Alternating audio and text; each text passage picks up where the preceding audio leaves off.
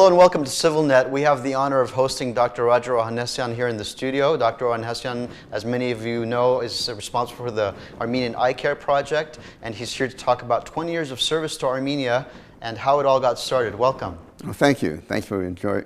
Before we talk about the successes, let's go back to '91 and how this whole process began with you in Armenia. Well, actually, it was 1992, September 1992. I'd received a letter from a colleague asking me if I would go on a trip to Armenia. It was from it emanated from the foreign secretary here in Armenia. And at that time, the country was at war, and things were really quite poor. A lot of the doctors were taking part in the war, and the hospitals were overrun, and just not the normal diseases that happen from 300,000 of nearly 3 million inhabitants, as well as the different things that would happen from war efforts. So they were asking for general surgeons, for neurosurgeons, and I received this letter and felt that I had to do something. And I received it on a Thursday and made arrangements on the Friday to come to Armenia. And again, not knowing where it was, didn't require any, did I require a visa, whatever things. I asked Harut Sasunyan for help, and he advised me as the way to be able to get over here and help. Did you know what the situation was, what the needs were with EyeCare here in Armenia at the time? Not a bit. I didn't know what I was going to experience. I assumed that the equipment was not as good as the equipment that we have in America, but I really had no idea nor concept of how bad things were. And when you came, what did you do? What did you have to do? I met with the doctors that were from the various hospitals that were here and gravitated toward the ophthalmology, of course. I came with Sarkis Sukiasyan, who also received the letter and also came. The two of us went to the Malayan Eye Hospital and started to work, see patients, and perform operations alongside with the doctors that were here. It was astounding to find that really the microscopes it's not so much that they didn't function, it's just that a bulb may have gone from one of the microscopes and they couldn't be replaced. That electricity, as everyone knows, was limited to 2 hours a day. Water was, again, limited. It was difficult to perform the surgeries, and also the equipment that we had was not very good shape. Is that how the Armenian EyeCare project was born? Well, it wasn't born. It was one of those things where I looked and felt that I didn't know what to do, but I knew if I came again that at least I could perpetuate and begin to see what things are needed. And I decided to do that. And on your second trip, what was your game plan? How would you address all these needs that were here in country? I think that's always the important thing, because there have been many trips that I'd been to and been to other countries and so forth to help out and do missionary work, but I never went again. I mean, there were schemes in place and managements and schedules that were necessary. But in Armenia, what I found was this was one that we were going to, if anything was going to be done, it was going to have to be self-motivated. And when I came again on the second time, I realized some of the things that were necessary. So I started collecting equipment and medicines and brought it over with me. Each time I came then, from that point on, I realized that it needed to be something on a 6-monthly basis because the needs were so great. And the interim time, what I would do is spend time talking to my colleagues and see if I could get more equipment and medicines that were needed. And that just continued on, actually, until present time. For 20 years now, yeah. You've got some astounding numbers to share with us as to how many lives you've touched here in Armenia. It really, it's been a labor of love, and I must tell you is that it's not me. I'm the face of it, but the truth of the matter is there's so many doctors who have come over many, many times, and many people that are over here who really were so instrumental in allowing the Armenian EyeCare project to be successful. The doctors over here, you can't believe how well they adapted and adopted some of the principles that we've asked for, and the methods of treatment. Many times very different from what they were doing, but ones where we had recognized that it was successful if this method or that method was to be done. And the patients that you've seen so far over the course of the past 2 decades? About 10 years ago, we realized that the capital was doing well, but the Marses, the more distant Marses, were not. And as a friend of mine said, if you go 50 miles out of Yerevan, the quality of care drops precipitously. By that point, we had had several doctors that we brought to America for training, and they came back over and started clinics themselves and started to teach others. We provided them with the equipment that they needed, so when they came back, they could hit the ground with both feet running. They have the equipment that they needed and everything that they had had over in America, but they now have over here in Armenia. So the capital was doing well, but they were 2/3 of the country lives in the hillsides, so it was necessary to do something. We started first with bringing other doctors from Yerevan to the more distant regions, but without the equipment, they couldn't do anything. It was like giving pilots bicycles to ride around in. They needed the equipment. We couldn't afford to buy equipment for every single region. So what we did is we did the next best thing, and that was to build a mobile eye hospital. And that made a very big difference. Then we were able to go around and, as Alex Malayan said, reduce the increasing wave of blindness that Armenia was having. We've been now 5 trips going around, 5 rotations around the country over the past, usually takes a 2-year span.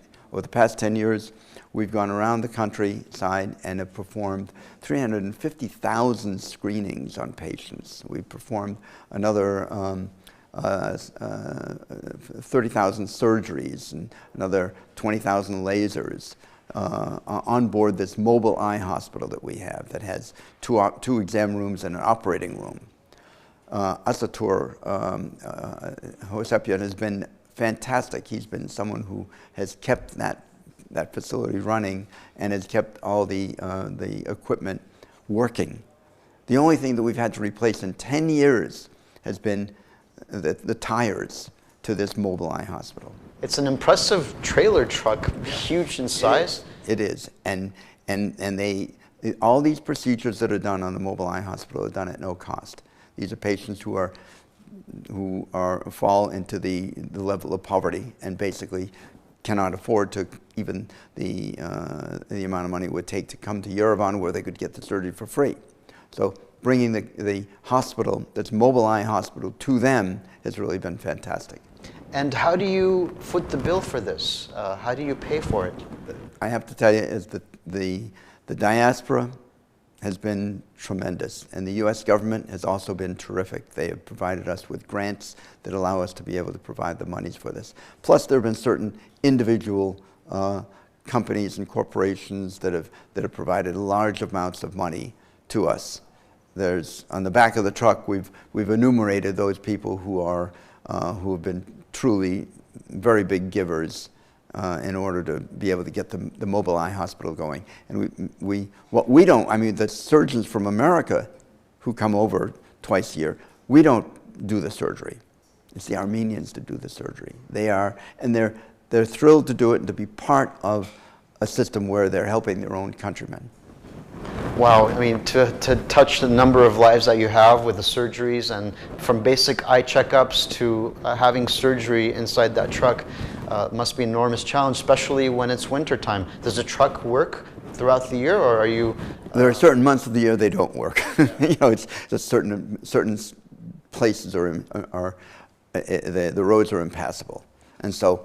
No, we're not going to put lives at risk with this massive truck. It's a huge 18-wheel truck. It's got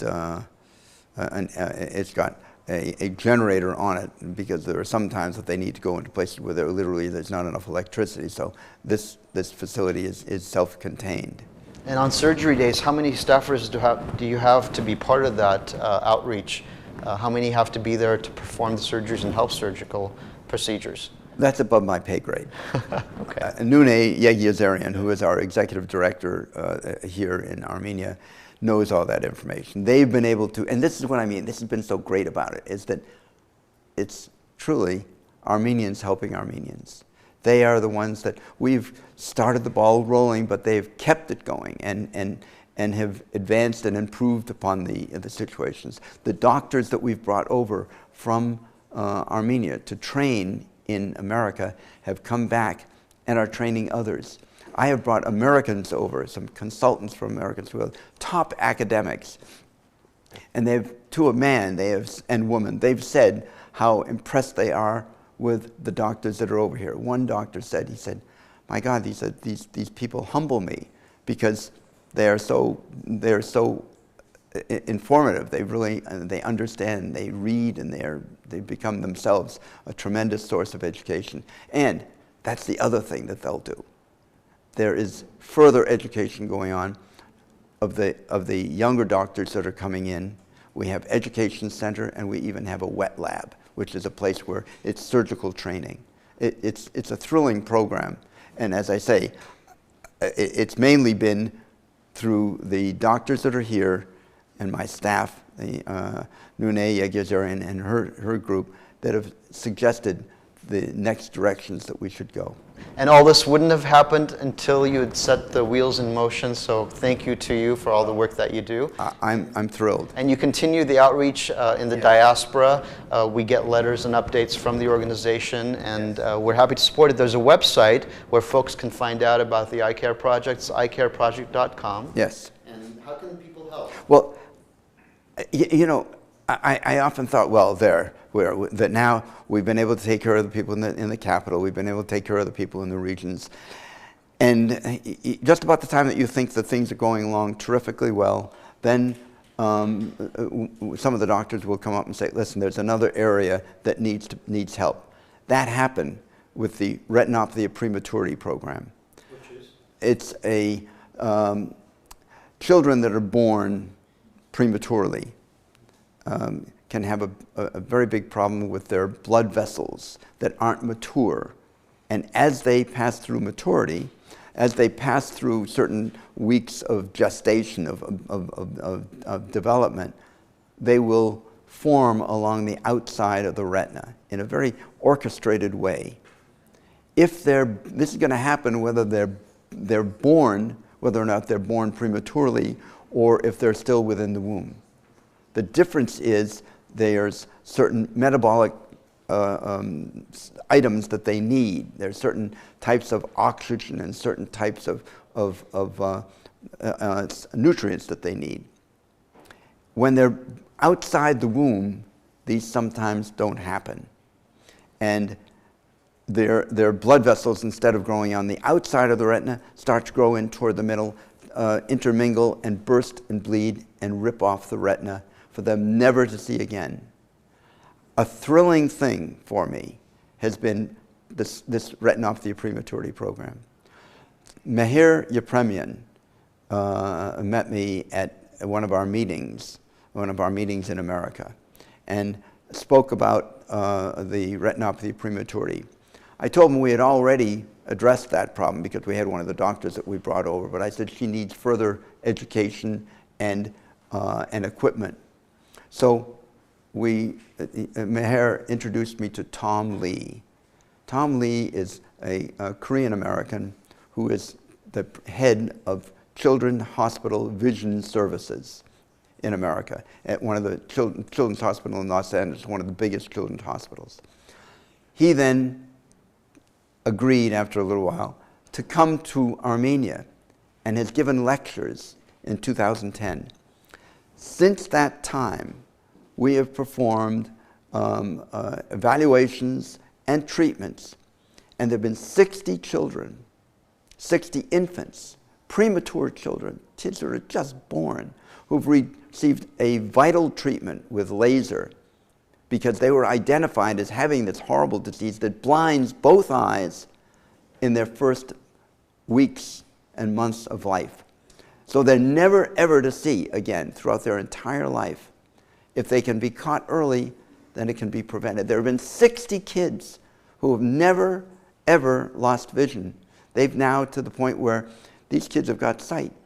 They'll never know who did it. they'll It's a never priceless know. gift. Oh, it chokes you up. It's just so amazingly emotional. It just creates a problem that these kids are going to live to see the year 2100. And they're really going to see the year because of these doctors who came over in 2010. Because you've given them collectively the gift of sight. It has really been a fantastic program. It needs, we are now, the other aspect of it is it continues to go on. We've now got a telemedicine unit that is connected to Children's Hospital. They are giving free of charge, they're giving these telemedicine lectures to our neonatal, the doctors in our neonatal and our children's hospitals over here. And that's phenomenal. This is the greatest education that they could give to us, the greatest gift they could give to us. And it's ongoing. They're doing it now in pathology, and it's not only in ophthalmology that they're doing it all of pediatrics. And wish to be able to improve it and increase it so it becomes further in adult medicine as well. They are using Armenia as a model to other countries. These are doctors that talk all over the world. And when they go, they talk about how well it's adapted in Armenia and how the Armenians have now taken over this to perform the screenings and the lasers and the treatments so that they're as educated now, as this doctor said to me, they're as educated as we are. It is phenomenal. And again, this is the excitement. However, all of these projects, all of these things that we've done need money. And the diaspora has been very kind to us to provide us with sums of money so that we can continue on with this. We're grateful for all that you do and all of your colleagues and even the doctors with Children's Hospital giving attention to us and helping us educate the rest of the world with the practices. Thank you very much. Well, it's my pleasure. And I must tell you is that the doctors in America have been thrilled with the doctors in Armenia who have picked up this mantle and run with it. And they've done a great job. The next thing that we've been asked to do is to produce 5 regional centers. And that's our next project. That too is going to require additional sums of money. But nonetheless, if we look back at what we've been able to do through our experience, this is yet one more project that we'll have to do. Nothing is impossible. Dr. Roger Ohanesian, thank you very much for your time and for your attention to Armenia and all of our patients. No, it's been my pleasure. And thank you at home for joining us on CivilNet.